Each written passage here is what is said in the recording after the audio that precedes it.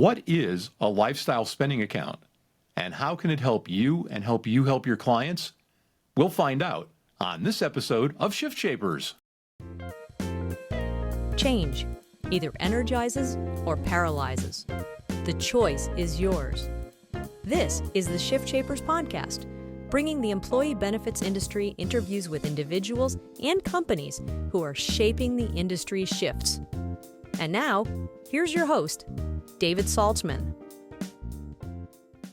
And to help us answer that question, we've invited Jon Shooshani, who is co-founder at JOON. Jon, welcome to the podcast.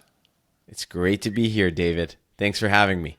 Our pleasure, our pleasure. So first of all, we always start with, tell us a little bit about your journey. How did you end up doing what you're doing? Sure. So ever since I can remember, I was very interested in health and well-being, whether it was from the perspective of tinkering what I would eat to feel better from physically in my body, to exercise. That was always a big part of my life. In college, I got very into, even deeper into nutrition and fasting and things of that nature as a way to optimize my health. And I started to work in the natural foods industry. And in the natural foods industry, what I saw were a lot of companies that were doing things a little bit differently. And when I say doing things a little differently, they were really interested in promoting the health of their employees. Through one of my employers, I found yoga, which I continue to practice and has been a big part of my movement routine. And through those experiences, I started to get really interested and passionate about the intersection of well-being and technology. And after college, I reconnected with a dear friend of mine who I grew up with here in Los Angeles. And we started to throw back and forth some ideas around the intersection of health and wellness and technology. His background was in banking, behavioral science, and he's always wanted to use money and incentives as a force for good. And we found that there was this clear alignment between what we both wanted to do with our careers, which was improve access to health and well-being. And we reached into our wallets and we said, hey, this thing follows us around everywhere, whether it's Apple Pay or it's actual card. There's this thing that we use to pay for things every day. And how about if that thing in our wallets actually incentivized to live a healthier lifestyle by providing a discovery tool for finding health promoting brands and by offering a reward system that would incentivize to spend more of our money on our health. And we did what any 24 and 25-year-old would do at the time. We tried to start a credit card, and then we discovered it's very expensive and hard to start a credit card. So we decided to start a prepaid debit card with a digital banking type platform. We hired someone who invented the prepaid card at Visa, and he decided to join us. And together, we embarked on this journey of building a digital prepaid card called Avo, like avocado, one of our favorite fruits. And through that experience, we learned a lot about how people make purchasing decisions, how people decide or don't decide to sign up for a new financial product, especially when it's named after an avocado. But through that experience, we discovered the broken landscape of corporate well-being and lifestyle benefits. And that is what led us to starting the company that we've been building for the last 5+ years, where we offer flexible wellness and lifestyle benefits in a way for employers to offer these personalized benefits to employees, where employees get the flexibility and the freedom to choose what works for them when it comes to navigating their health outside of traditional healthcare benefits. All right, so let's dial back for folks who aren't familiar with them. A simple ground level definition. What is a lifestyle spending account? You've given us some hints, but tell us how it all kind of fits as a package. Definitely. So a lifestyle spending account, the funny thing about them is they don't have to be called lifestyle spending accounts. They might have a lot of different types of names. Wellness stipend, wellness reimbursement, gym reimbursement, work from home stipend, learning and development program. They may go by a lot of different names, but recently, because the consultants and brokers are talking about them more frequently, they've now coined the term lifestyle spending account. And an LSA, I'm going to refer to it as an LSA for short, is an employer-funded fund where the employer designates what employees can spend on in a given amount, in a given month or quarter or year. They'll choose the parameters of the LSA, and then they'll choose the stipend allowance. And then the employee can use those dollars in a truly flexible way on items and experiences that contribute to their well-being. And I say truly flexible way because many of us and many of your listeners might be familiar with pre-tax benefits such as HSAs and FSAs. And those typically have a lot of parameters around what is eligible and what is not eligible. And since there is no tax advantage for the most part with LSAs, the employer can be very customized and very flexible with what they decide to include in an LSA. So if I'm an employer, Jon, and my benefit advisor brings me this idea, do you often hear, geez, I'm already spending a ton of money on healthcare on our core plan. What's the return on this? Definitely. So this past 2 years was a more difficult time because of the rise in healthcare costs.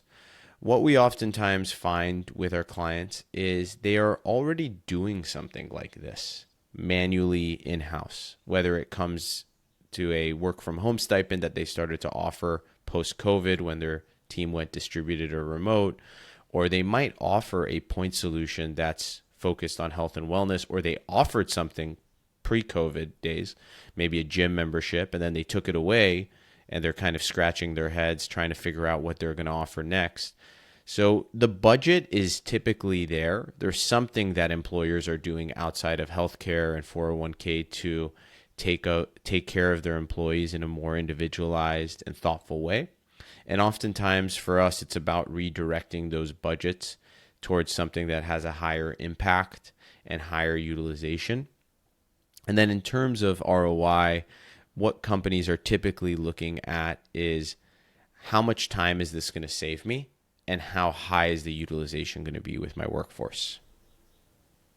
And is there yet a correlation between this and health, or is it more of an employee satisfaction play or a means to attract and retain employees by just being different and offering something that's kind of a fun sounding benefit?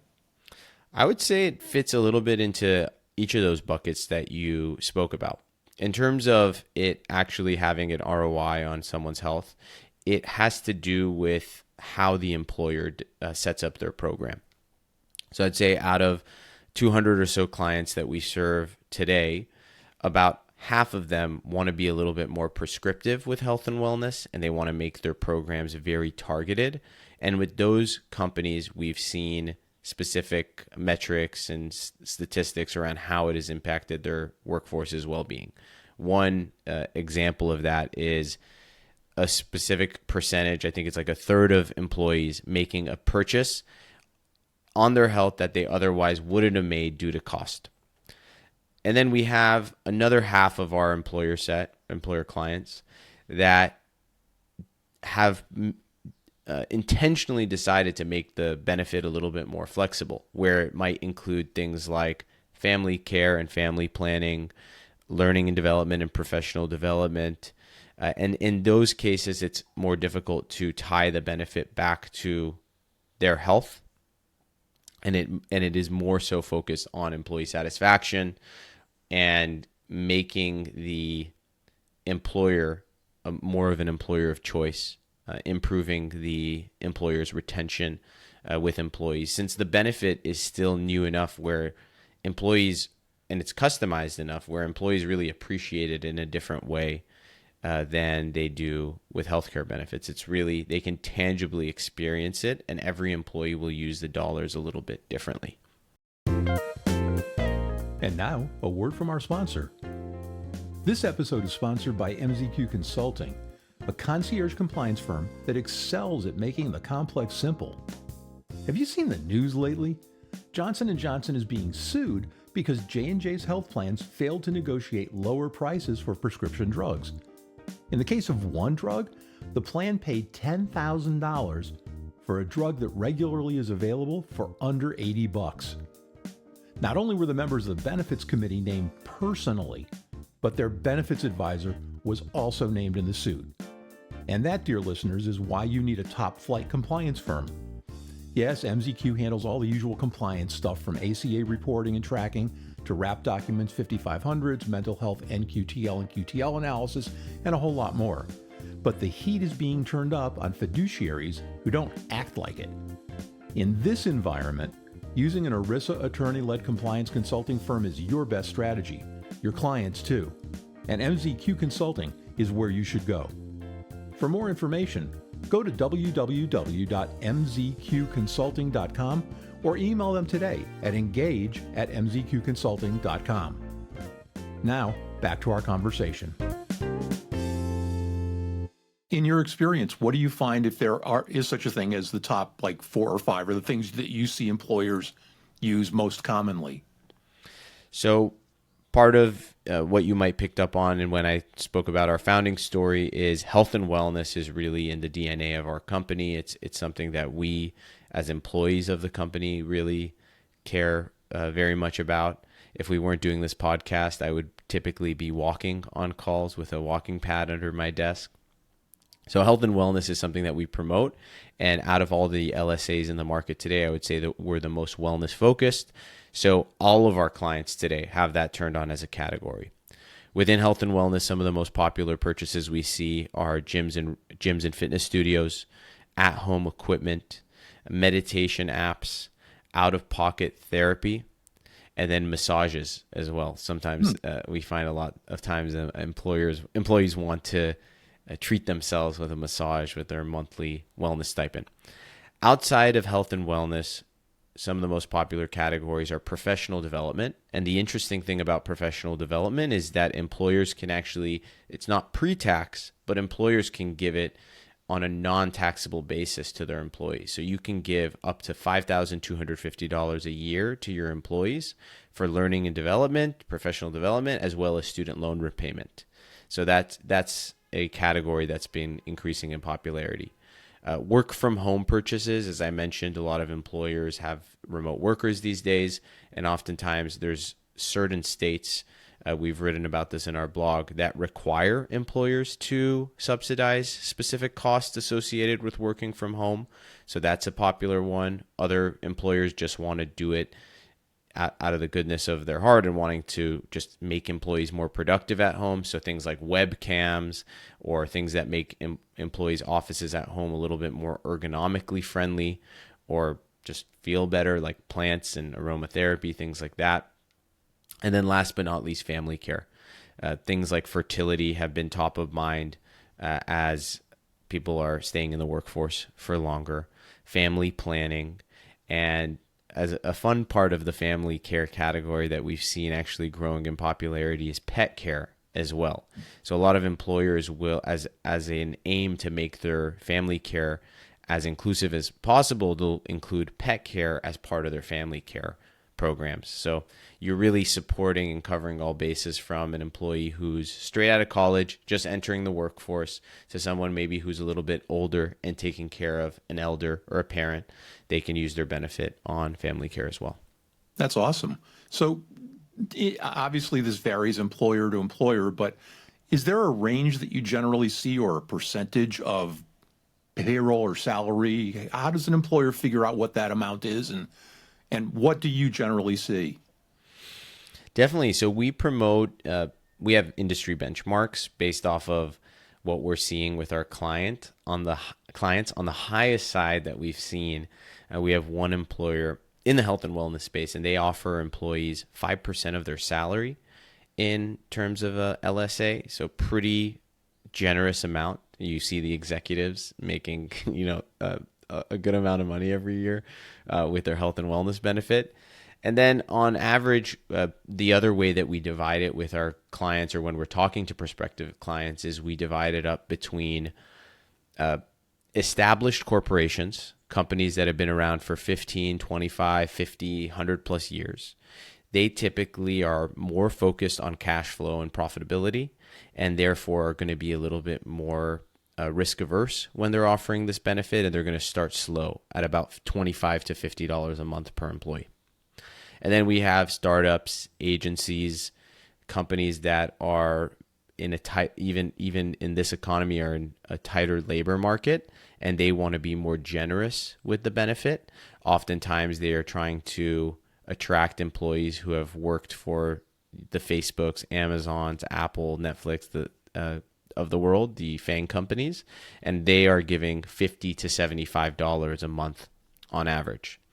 In either of those categories, when an employer really wants to level up or supercharge their lifestyle benefits, they will start to be a little bit more prescriptive with the different benefit categories, and they'll offer multiple programs through JOON and through LSAs in general. So they might offer one program focused on health and wellness, and they'll offer another program that's focused on continuous learning and professional development, and they'll start to compartmentalize what employees can spend on in those different categories.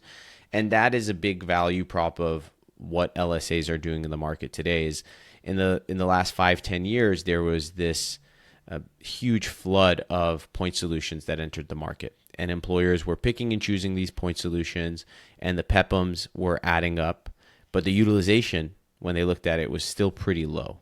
So many employers are now starting to consolidate their point solutions with an LSA that is more cost effective and has much higher utilization, employee engagement, and satisfaction overall.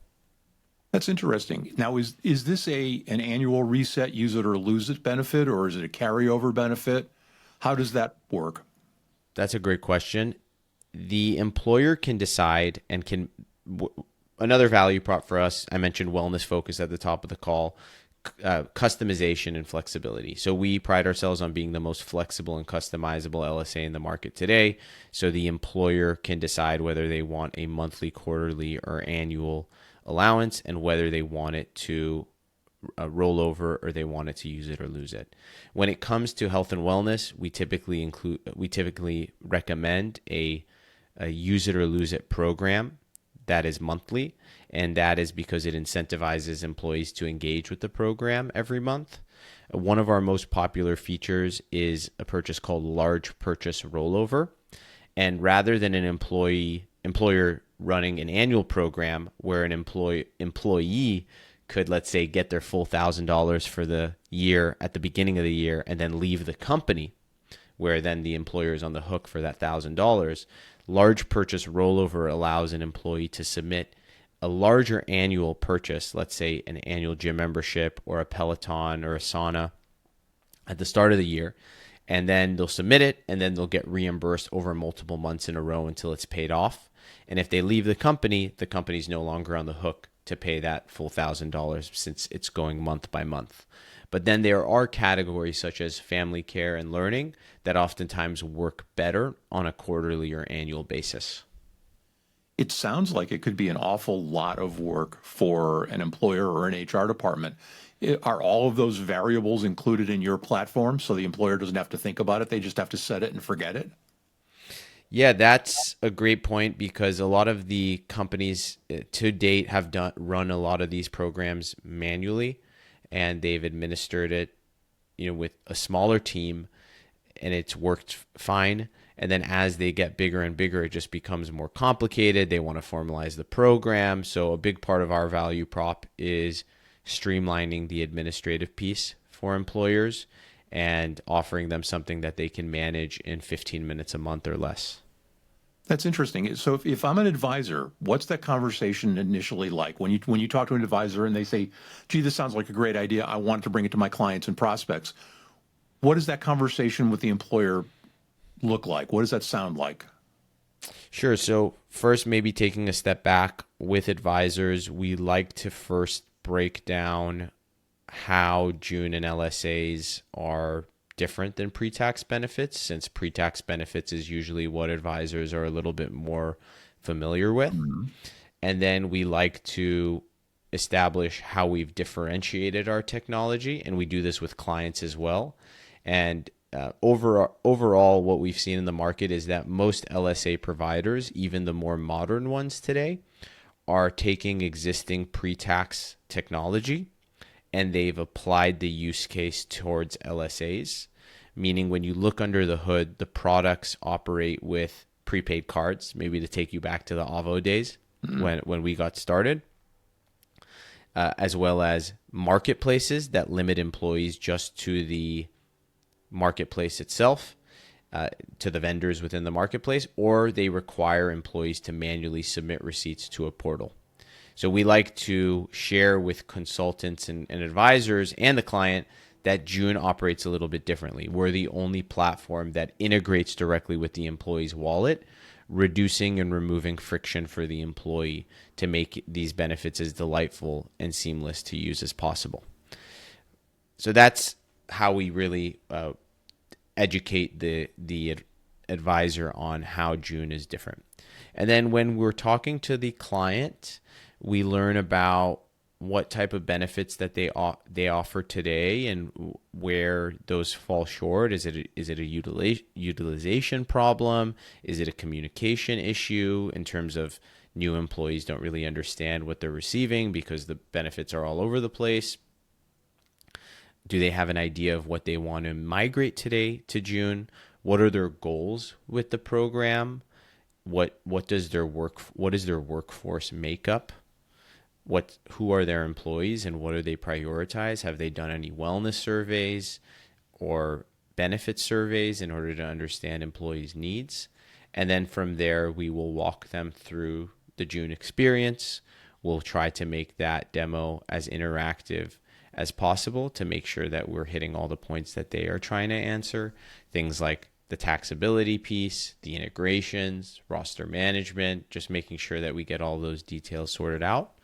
And then we will introduce our turnkey implementation. And that's something that we pride ourselves on, is that we can get a program like this up and running in hours or days rather than 8 weeks, 10 weeks, the way a lot of HR products work.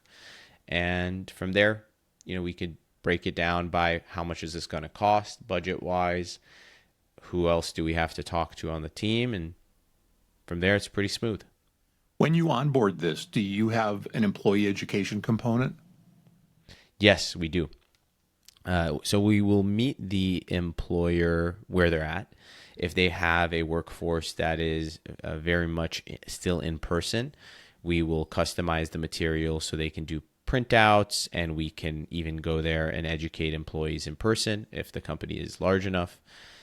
When it's a more digitally native employer, we will usually join a stand-up or team meeting where we can introduce JOON for 10, 15 minutes, answer any questions employees have, and then we will follow up with a bunch of materials, and that allows the utilization to be 70 to 80% of employees using their full benefit on average. And for folks who want to know more, it's not JOON as in the month, it's JOON as in JOON.io, correct? Yes. So JOON, JOON. Some people think maybe I'm Jon, JON, that I spelled my name wrong and I was trying to name the company after myself, or the month. It's neither of those things. Both my co-founder and I are Persian. We named the company after in honor of our Iranian American culture. And JOON is a Farsi word that means love, life, energy. Is used as a form of endearment after someone's name, like David June. And the reason that we named the company JOON is because of both our families in Iran. Both my co-founder and I, they employed lots of people. Sebastian, specifically my co-founder and our CEO, his great uncle Habib was very well known in the Persian Jewish community. He was one of, I think, 6 or 7 brothers, big industrialists in Iran. They built the first high-rise building Plasco building in Iran. They employed tens of thousands of people. And 10 or 12 years ago, when Sebastian was in college in DC, cab driver was Persian. And what Persians kind of do with each other is they size each other up and they say, hey, what's your last name? Who are you? Where'd you come from? What community are you with? And he says his last name, and the cab driver pulls over to the side of the road. He's scared for his life. He's like, what's going on? DC post 9/11, not the best time. And the cab driver looks back at him with tears in his eyes and a smile on his face, and reaches out into his jacket pocket and goes through to tell Sebastian the various stories of when he spent his years in Iran working for Sebastian's family.